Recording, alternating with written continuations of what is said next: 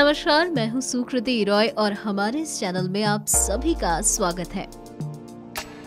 अनुपम खेर अभिनीत film the accidental prime minister का trailer release होने के बाद पूर्व प्रधानमंत्री मनमोहन सिंह फिर से सुर्खियों में आ गए हैं। ये चर्चा एक बार जोर पकड़ रही है कि मनमोहन सिंह प्रधानमंत्री पद के स्वाभाविक दावेदार नहीं थे, बल्कि एक्सीडेंटल प्राइम मिनिस्टर थे, यानी उन्हें संयोग से ये पद मिल गया था।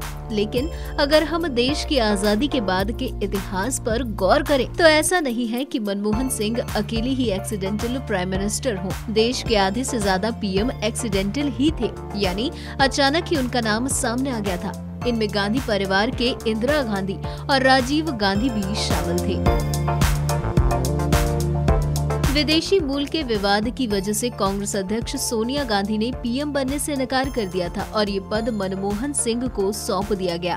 वो इस पद पर 22 मई 2004 से 26 मई 2014 तक यानी पूरे 10 साल रहे। ये फिल्म मनमोहन सिंह के पीएम रहने के दौरान उनके मीडिया एडवाइजर रहे संजय बारू की किताब द एक्सीडेंटल प्राइम मिनिस्टर पर आधारित है। बारू को मई 2004 में प्रधानमंत्री का मीडिया सलाहकार बनाया गया और वो अगस्त 2008 तक इस पोजीशन पर काम करते रहे। इस दौरान उनकी नजर पीएमओ के कामकाज पर रही। वो केवल मीडिया सलाहकार ही नहीं, वो तब पीएम के मुख्य प्रवक्ता भी थे।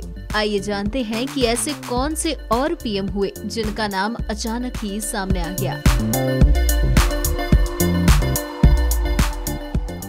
इंदिरा गांधी को देश का पहला एक्सीडेंटल पीएम माना जा सकता है। साल 1966 में ताशकंद में तत्कालीन प्रधानमंत्री लाल बहादुर शास्त्री के निधन के बाद इंदिरा गांधी को देश का प्रधानमंत्री बनाया गया। वो 24 जनवरी 1966 को देश की प्रधानमंत्री बनी थी। कुछ मीडिया रिपोर्ट्स के मुताबिक 11 जनवरी 1966 में ताशकंद में प्रधानमंत्री लाल बहादुर शास्त्री का निधन हो चुका था। गुलजारी लाल नंदा कार्यवाहक प्रधानमंत्री बनाए गए थे। मोरारजी देसाई, जगजीवन राम, गुलजारी लाल नंदा पीएम पद के दावेदारों में थे। इसी के बीच नेहरू के वफादारों ने इंदिरा गांधी का नाम आगे कर दिया, जो लाल बहादुर शास्त्री के मंत्रिमंडल में सूचना प्रसारण मंत्री थी। चुपचाप रहती थी। कांग्रेस संगठन के लोगों की नजरों में वो गुड़िया थी। वहीं 1977 में हुए लोकसभा चुनाव में इंदिरा गांधी बुरी तरह से हार गई और देश में पहली बार गैर कांग्रेसी पार्टियों ने मिलकर सरकार बनाई। जनता पार्टी की सरकार बनी। मोरारजी देसाई प्रधानमंत्री बने। चरण सिंह इस सरकार में उप प्रधानमंत्री और गृह मंत्री रहे, पर जनता पार्टी में कलह हो गई। मोरारजी की सरकार गिर गई। बाद में कांग्रेस के ही सपोर्ट से 28 जुलाई 1979 को चौधरी चरण सिंह प्रधानमंत्री बने। उन्हें उस साल 20 अगस्त तक का टाइम दिया गया था बहुमत साबित करने के लिए, लेकिन इंदिरा गांधी ने 19 अगस्त को समर्थन वापस ले लिया। सरकार गिर गई। संसद का बगैर एक दिन सामना किए चरण सिंह को रिजाइन करना पड़ा। इस तरह वो महज 28 जुलाई 1979 से 14 जनवरी 1980 तक प्रधानमंत्री पद पर रहे। साल 1984 में 31 अक्टूबर को तत्कालीन प्रधानमंत्री इंदिरा गांधी की उनके अंगरक्षकों द्वारा गोली मारकर हत्या कर दी गई। इससे अचानक देश में नेतृत्व का संकट आ खड़ा हुआ। ऐसे में इंदिरा के बड़े बेटे राजीव गांधी को बुलाकर देश की कमान सौंप दी गई। वो देश के 7वें और भारतीय इतिहास में सबसे कम उम्र के प्रधानमंत्री थे। वो राजनीति में नहीं आना चाहते थे, लेकिन हालात ऐसे बने कि वो राजनीति में आए और देश के सबसे युवा पीएम के रूप में उनका नाम दर्ज हो गया। वो एक एयरलाइन पायलट की नौकरी करते थे और उसी में खुश थे। साल 1980 में छोटे भाई संजय गांधी की हवाई जहाज दुर्घटना में मृत्यु हो जाने के बाद मां इंदिरा का सहयोग देने के लिए उन्होंने राजनीति में एंट्री की। राजीव गांधी लोकसभा सांसद बने। इसके बाद 1984 में इंदिरा गांधी की हत्या के बाद वो प्रधानमंत्री बने। वो 31 अक्टूबर 1984 से 2 अक्टूबर 1989 तक देश के प्रधानमंत्री रहे। तमिलनाडु के त्रिपेरंबुदूर में 21 मई 1991 को आम चुनाव के प्रचार के दौरान LTTE के एक आत्मघाती हमलावर ने उनकी हत्या कर दी। वहीं एक अनोखे घटनाक्रम में साल 1990 में समाजवादी जनता पार्टी के नेता चंद्रशेखर ने कांग्रेस के साथ मिलकर सरकार बनाई और 10 नवंबर 1990 को देश के प्रधानमंत्री बने। हालांकि वो सिर्फ 6 महीने ही पद पर रहे। लालकृष्ण आडवाणी की गिरफ्तारी के बाद बीजेपी ने वीपी सिंह सरकार से अपना समर्थन वापस ले लिया था। उस वक्त नेतृत्व परिवर्तन कर सरकार बचाने का भी विकल्प था, लेकिन उसके लिए वीपी सिंह तैयार नहीं थे। तभी राजीव गांधी ने चंद्रशेखर से संपर्क किया। चंद्रशेखर के नेतृत्व में जनता दल में टूट हुई। 64 सांसदों का एक धड़ा अलग हो गया और उसने सरकार बनाने का दावा ठोक दिया।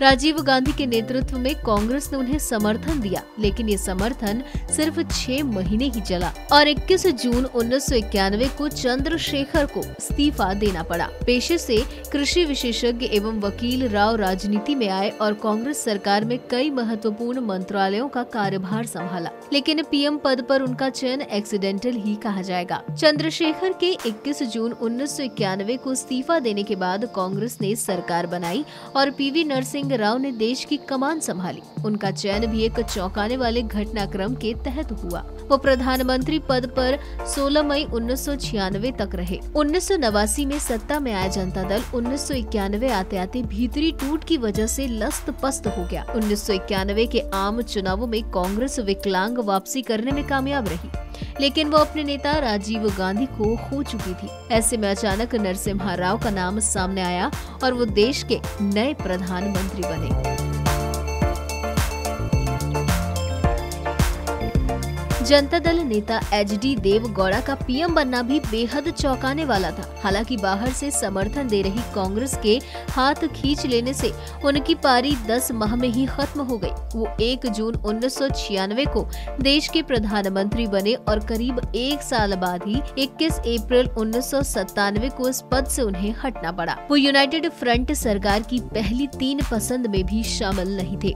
इससे पहले राष्ट्रीय फलक पर उनका नाम किसी ने नहीं सुना था। उस साल हुए लोकसभा चुनाव में कांग्रेस 140 सीटों के साथ दूसरे नंबर की पार्टी बनी, लेकिन अब बहुमत का जुगाड़ उसके पास भी दूर दूर तक नहीं था।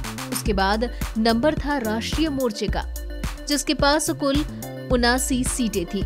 इस मोर्चे के मुखिया यानी जनता दल के HD देवगौड़ा कुछ दिन पहले ही विधानसभा चुनाव जीतकर कर्नाटक में मजे से अपनी सरकार चला रहे थे।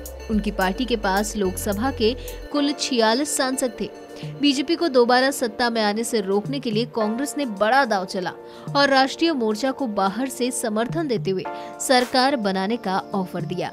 ऐसे में देवगौड़ा तुरंत तैयार हो गए और अपने 46, समाजवादी पार्टी के 17, तेलुगु देशम पार्टी के 16 विधायकों के साथ सरकार बनाने का दावा कर दिया।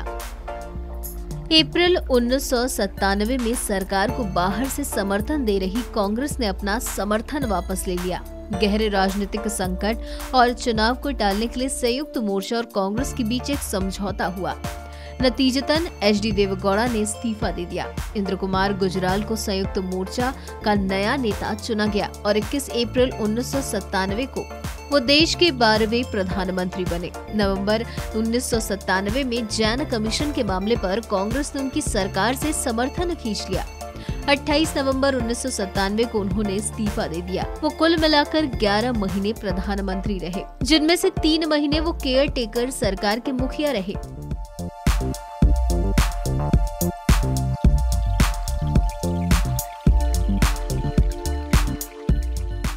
फिलहाल इस वीडियो में इतना ही। ऐसी ही कई अन्य जानकारियों के लिए बने रहिए हमारे साथ।